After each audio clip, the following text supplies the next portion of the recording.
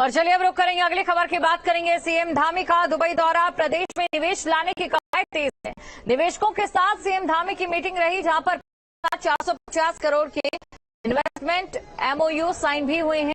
बैठक में शामिल हुए कई निवेशक उद्योग घरानों को सीएम ने न्यौता दिया। में कई एमओयू साइन किए गए हैं और ऐसे रोड, रेल, रोपवे कनेक्टिविटी को लेकर भी चर्चा की। 30,000 करोड़ रुपए का निवेश आने की उम्मीद है। इस समय उत्तराखंड को इंफ्रास्ट्रक्चर, शिक्षा के क्षेत्र में निवेश आएगा। फूड प्रोसेसिंग यूनिट से निवेश की काफी संभावना है। तो निवेशों को लेकर लगातार मंथन जारी है। उत्तराखंड के सीएम पुष्कर सिंह धामी की अगर बात करें, लगातार दौरे पर इससे पहले भी वो रहे और कोशिश उनकी रही कि निवेश लाया जा सके देवभूमि में, ताकि देवभूमि में अगर निवेश आएगा, पलायन की जिस समस्या का लगातार भाषणों में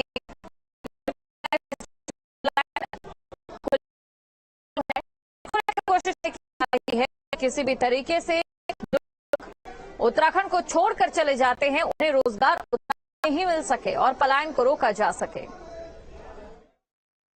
पर्यटन है, शिक्षा, स्वास्थ्य है, इस तरह के जो सेक्टर है जिनको सरकार फोकस कर रही है उसमें निवेश आने की उम्मीद है। उत्तराखंड एक पर्यटन प्रदेश है तो उसकी संभावना पूरा रहती है। शिक्षा के लिए जाना जाता है तो शिक्षा के क्षेत्र में भी आ सकते हैं, इंफ्रास्ट्रक्चर के क्षेत्र में भी लोग आ सकते हैं। तो वो जैसे जैसे हम उसको आगे बताएंगे भी, और निश्चित रूप से उत्तराखंड एक आकर्षण का केंद्र बना निवेश के लिए, तो कुल मिलाकर के आने की संभावना है।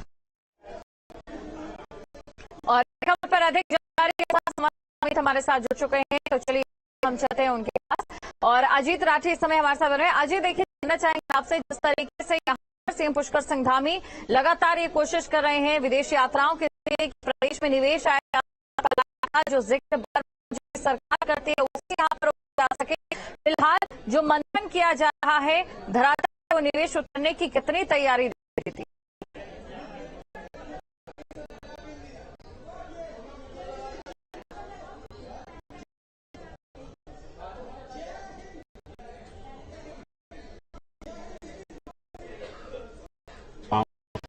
की टीम उनके साथ हैं, वो भी उनके साथ हैं।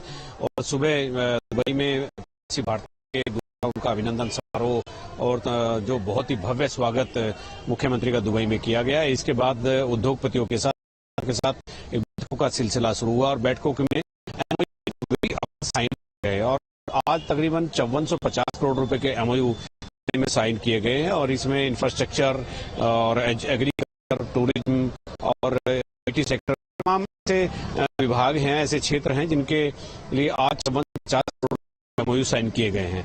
और अभी सिलसिला चल ही रहा है, तो आज ये एक बड़ी सक्सेसफुल मीटिंग अधिकारियों का, यहाँ के जो नुमाइंदे, उनका दावा है कि बहुत ही सक्सेसफुल मीटिंग वहां पर रही है और एमओयू साइन हो गए हैं। और जिस दिन ग्लोबल समिट का आयोजन होगा प्रधानमंत्री की, यहाँ लेटर ऑफ इंटेंट जारी किए जाएंगे।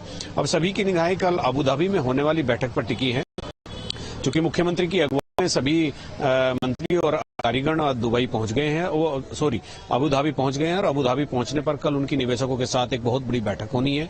और आज जो 5,500 करोड़ के आसपास का जो निवेश का जो एमओयू साइन किए गए हैं, तो कल भी अंदाजा यही है कि इससे ज्यादा ही एमओयू साइन कल किए जा सकते हैं। और हॉस्पिटलिटी, रोड इंफ्रास्ट्रक्चर और तमाम ऐसे जैसे रोपवे का भी आपने जिक्र किया, रोपवे यहाँ पर एक बड़ी कंपनी अपना मैन्युफैक्चरिंग एक यूनिट यहाँ पर लाना चाहती है, चूंकि जो रोपवे चूंकि पहाड़ों में ही सबसे ज्यादा यूज किए जाते हैं और उनकी आवश्यकता भी सबसे ज्यादा यही है।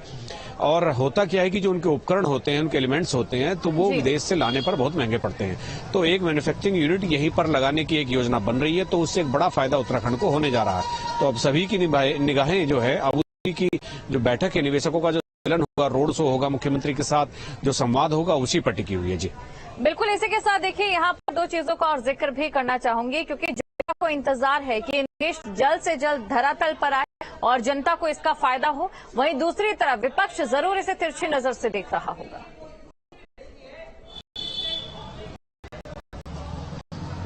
जी बिल्कुल, देखिए चूंकि हरीश रावत पहले कह चुके हैं, मुख्यमंत्री हैं इस प्रदेश के, वो कहना ये है कि त्रिवेंद्र सिंह रावत सरकार में जो 1,27,000 करोड़ के एमओयू साइन हुए थे वो कहाँ हैं।